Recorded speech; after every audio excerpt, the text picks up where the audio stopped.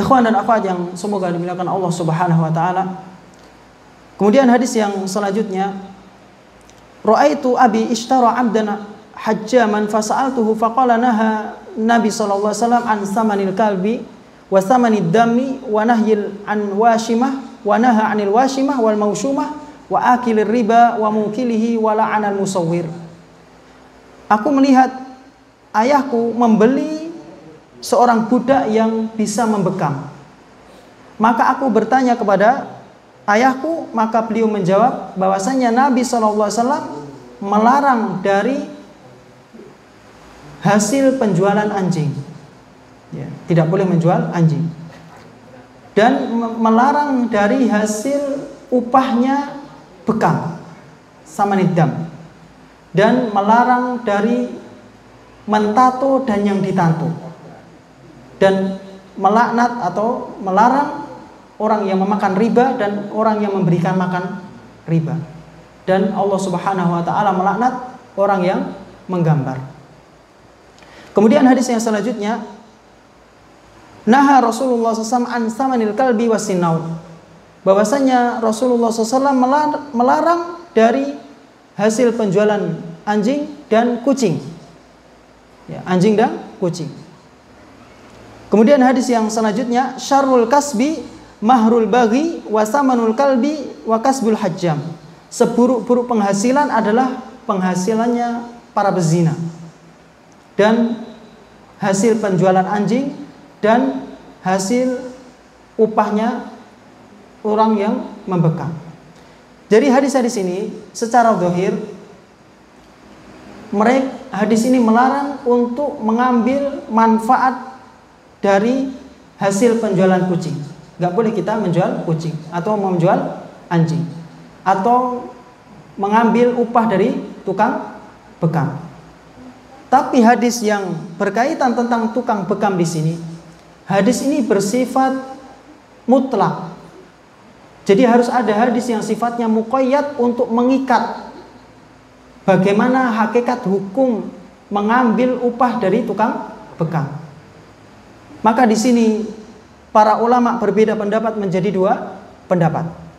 Pendapat pertama berkaitan tentang upah tukang bekam di sini, sebagian ulama ahli hadis mereka berpendapat bahwasannya haram mengambil upah dari hasil bekam. Sebagaimana hadis yang tadi, syarrul kasbi mahrul baghi wa thamanul kalbi wa kasbul hajjam. Jadi seburuk-buruk penghasilan adalah upahnya pezina dan hasil penjualan anjing dan upahnya tukang bekam. Ini pendapat yang pertama. Kemudian pendapat yang kedua, jumhur ulama atau mayoritas para ulama mereka berpendapat bahwasannya hasil upah dari orang yang membekam itu halal. Ya, itu halal. Sebagaimana Nabi SAW dalam hadis yang lain, ihtajama Rasulullah SAW hajamahu Abu Thaibah fa amara lahu Rasulullah SAW bisa'in min tamrin wa amara ahlahu ayyukhaffifu anhu min kharajihi. Bahwasanya Rasulullah SAW ketika itu beliau dibekam dan yang membekam ini Abu Thaibah. Maka Nabi memerintahkan kepadanya untuk diberikan satu sok dari kurma. Berarti upah ya. Upah untuk bekam. Kalau sekiranya upah tukang bekam ini haram atau dilarang, tentu Nabi SAW tidak akan memberikan upah kepada Abu Thaibah. Wa amara ahlahu ayyukhaffifu anhu min kharaji, dan Rasulullah SAW memerintahkan keluarganya untuk meringankan dari kharaji ini dia ini berusaha untuk membebaskan. Jadi upeti lah uang yang mau diberikan kepada majikannya. Ya, karena dia mau membebaskan diri. Jadi dari hadis ini kita mengambil kesimpulan bahwasanya upahnya tukang bekam itu halal. Tapi hadis-hadis yang melarang tadi itu hanya untuk tanzih, itu mensucikan. Ya, untuk mensucikan.